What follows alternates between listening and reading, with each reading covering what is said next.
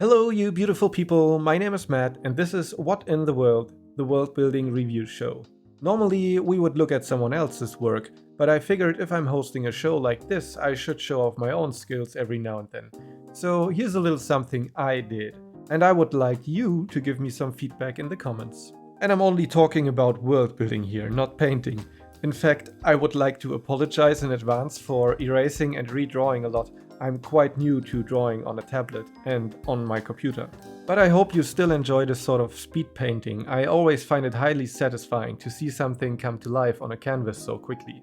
I also learned a lot from this. You'll see later that I foolishly just colored in the sketch layer, which led to a lot of cleanup. I will probably handle this differently in the future. But enough about me and more about this project. This little fella taking shape here is called a Kurko.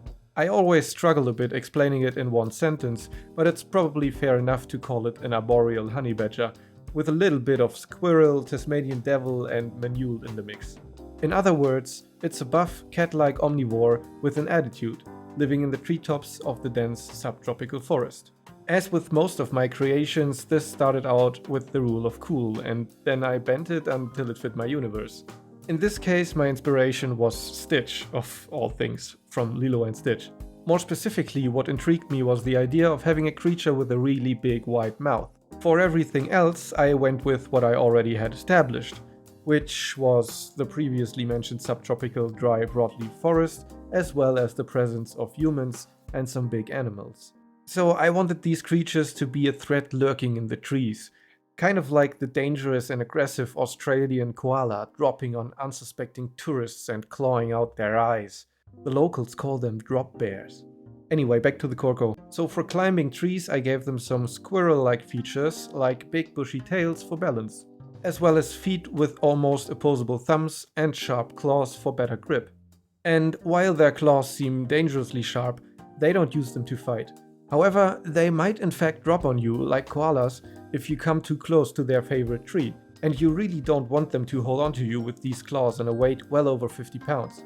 The forest also inspired me to add these big ears and a very keen sense of smell, as I believe both are very important when you can't see very far due to dense foliage. I also wanted them to be true omnivores, eating literally everything, so I had to think about what would facilitate this behavior, also factoring in their big mouth of course. So I came up with this. They mostly go for easy to get things like carrion, which they can easily smell out from miles away with their sensitive nose. They can open their wide mouths almost 180 degrees and pretty much bite into any carcass no matter the size. They could even bite into a wall for what it's worth. Their saw-like teeth almost work like a cookie cutter, sawing and ripping apart the rotting flesh, even if it's protected by thick hide or scales. Kurkos also roam around at night, relying on their keen senses and excellent night vision to seek out anything they can just swallow whole, like eggs and sometimes small prey they happen to stumble across and manage to get the drop on. However, they only do ambushes, since they are not very fast and rather clumsy hunters.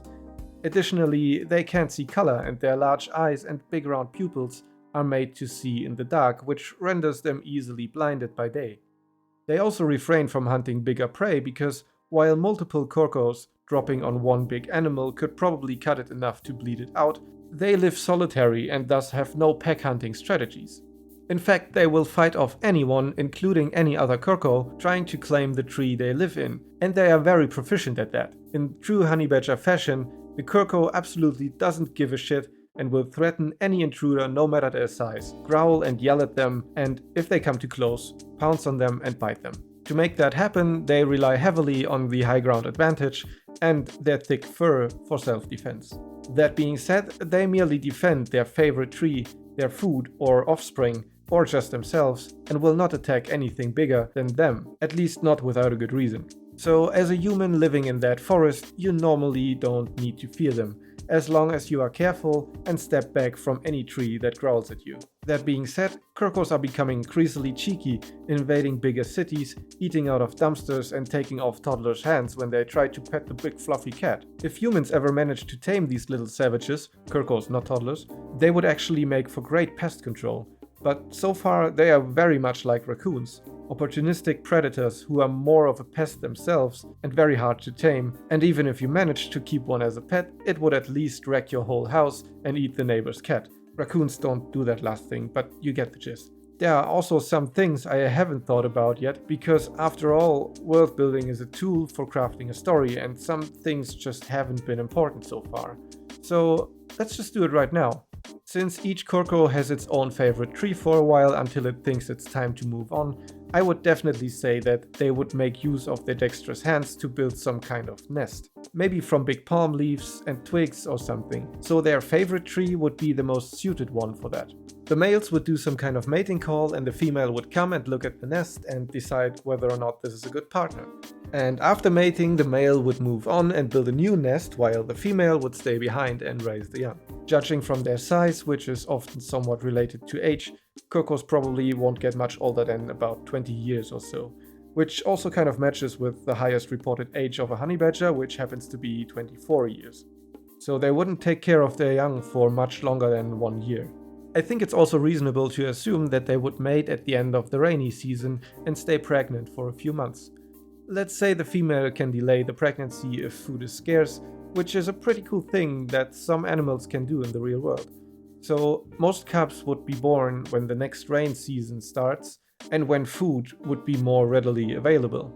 Due to their physiology, it probably makes sense if the cub always clings to its mother's back, like we can observe in many species on Earth.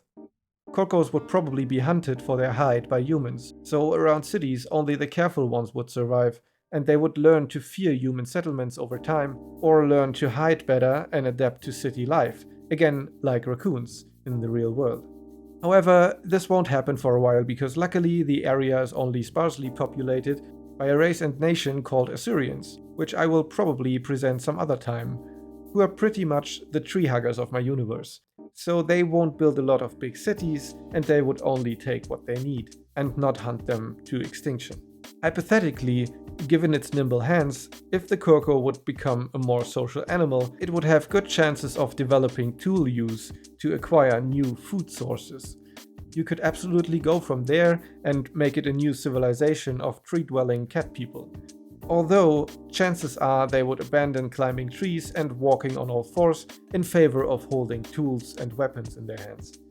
And honestly, as silly as it sounds, looking at this development, the cat people in many video games aren't that far-fetched, but would probably look fairly different.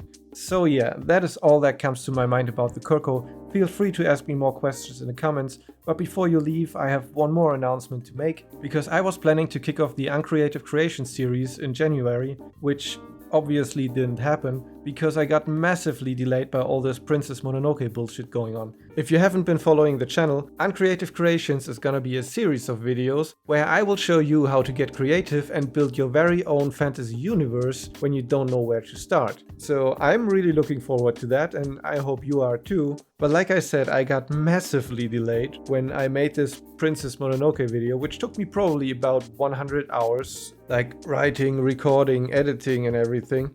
And then it got taken down and I got a copyright strike, even though it was review and it should have been fair use. So I heavily edited it again, like at least another 20 hours.